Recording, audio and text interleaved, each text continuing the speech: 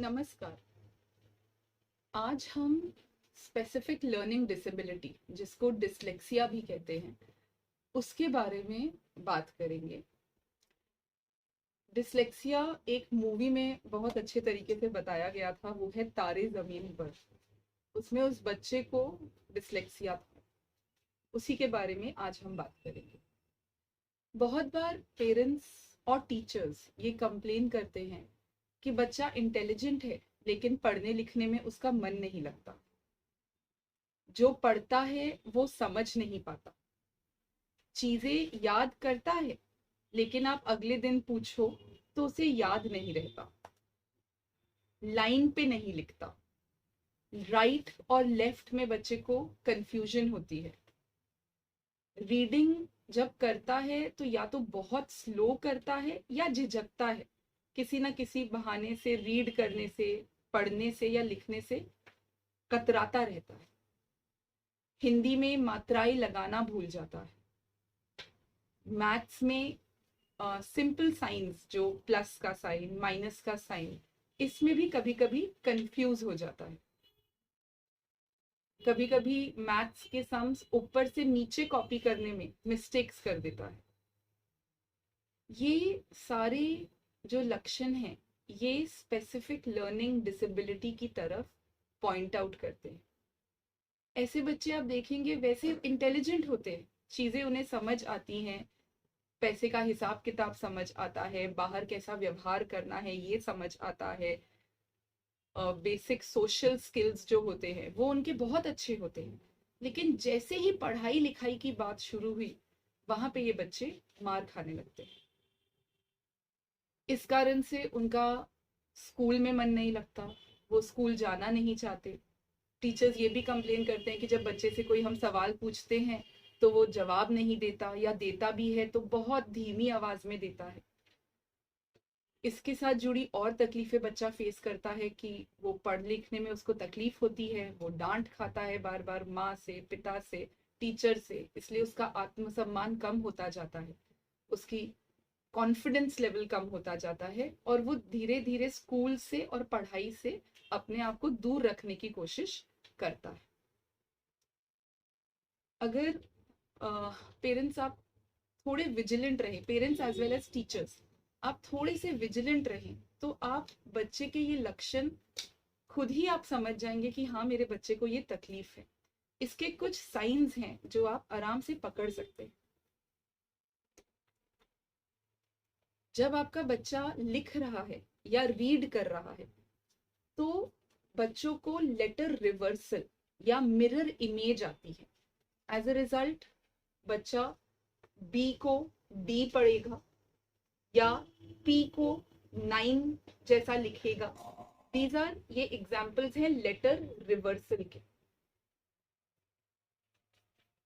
फिर अगर आप उसको Z बोलेंगे तो आप देखेंगे कि उसकी नोटबुक में ऐसा Z लिखा हुआ है, या J उल्टा लिखा हुआ है, G उल्टा लिखा हुआ है। ये सब मिरर इमेज या लेटर रिवर्सल के एग्जाम्पल हैं जो डिसलेक्सिया या स्पेसिफिक लर्निंग डिसेबिलिटी में बहुत कॉमन है।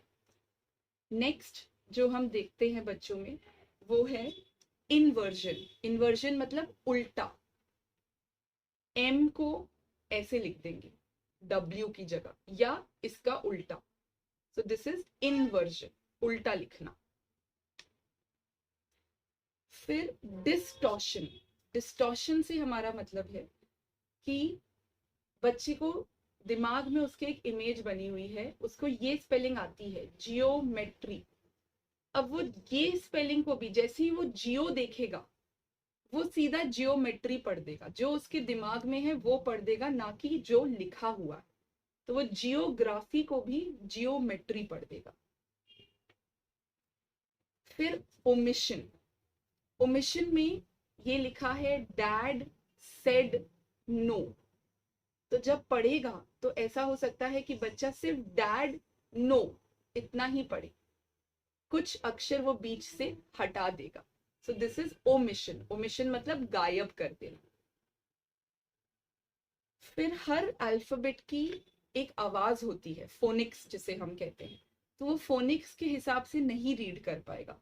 फॉर एग्जाम्पल अगर आप उसको ये वर्ड देंगे, एक्चुअली ये वर्ड बहुत सिंपल है पढ़ना, बट क्योंकि इसका साइज बहुत बड़ा है तो वो डर जाएगा और इसको फोनिक्स के हिसाब से नहीं पढ़ेगा। दिस इज क ओम कॉम, प र ए प्रे, ह ए न hen, and SION is shun. Comprehension. Actually very easy to read and write. बहुत आसान है, लेकिन क्योंकि बच्चा कंफ्यूज्ड है वो नहीं करेगा। फिर आप नोटिस करेंगे कि एक ही वर्ड की स्पेलिंग बच्चा बार बार गलत लिख रहा है और हर बार एक नई गलत स्पेलिंग लिख रहा है। फॉर एग्जाम्पल दीज, ये सही स्पेलिंग है, एक ही पेज पे आप देखेंगे कि उसने दीज की जगह ये स्पेलिंग लिखी हुई है, या दिस लिखा हुआ है, या ये स्पेलिंग लिखी हुई है, और जब वो पढ़ेगा वो इन सबको दीज पढ़ेगा, लेकिन इसमें से कोई भी स्पेलिंग सही नहीं है, गलत गलत बार बार लिखेगा, अलग अलग नया नया गलत लिखेगा। फिर एक जो बहुत कॉमन मिस्टेक्स बच्चे करते हैं वो होता है ट्रांसपोजिशन। ट्रांसपोजिशन का सबसे कॉमन एग्जाम्पल होता है, आप उसको लेफ्ट लिखने को बोलेंगे तो वो फेल्ट लिख देगा। सो आप देख समझ रहे हैं, लेटर्स का पोजीशन बच्चा चेंज कर देगा। आप उसकी कॉपीज देखेंगे तो आप नोटिस करेंगे कि वो लाइन पे नहीं लिखता, ऊपर नीचे लिखता है, या फिर उसको लेफ्ट और राइट की समझ नहीं आती। आप बोलोगे कि अपने राइट हैंड से जो पेन पड़ा है उठा के दो, तो वो कंफ्यूज हो जाएगा कि right. So these are all symptoms of dyslexia या स्पेसिफिक लर्निंग डिसेबिलिटी। अब करना क्या है? अगर हमारे बच्चे को ये प्रॉब्लम है तो parents, first of all parents and teachers, इसकी कोई दवाई नहीं है किसी भी मोडालिटी में, तो प्लीज उसकी तरफ मत जाइए। इसका जो मैनेजमेंट है वो है रेमेडियल एजुकेशन। रेमेडियल मतलब रेमेडी, रेमेडी मतलब इलाज। इन बच्चों को पढ़ाने के अलग अलग तरीके होते हैं। जब ये बच्चे हमारे पास आते हैं और हम सस्पेक्ट कर रहे हैं कि हाँ इस बच्चे को डिसलेक्सिया है या स्पेसिफिक लर्निंग डिसेबिलिटी है, सबसे पहले हम बच्चे का आईक्यू असेस करते हैं, क्योंकि इस डायग्नोसिस के लिए इंटेलिजेंस नॉर्मल होना बहुत जरूरी। बच्चे का आईक्यू अगर नॉर्मल है फिर हम उसका एजुकेशनल असेसमेंट करते हैं कि बच्चा कौन से सब्जेक्ट्स में मार खा रहा है, किस स्फीयर में उसको प्रॉब्लम है, रीडिंग में, राइटिंग में कि मैथ्स में, और कितना पीछे है। अगर वो आज 3rd स्टैंडर्ड में है तो क्या वो 3rd स्टैंडर्ड के लेवल पे है या 2nd या 1st, what is his level, वो हम असेस करते हैं।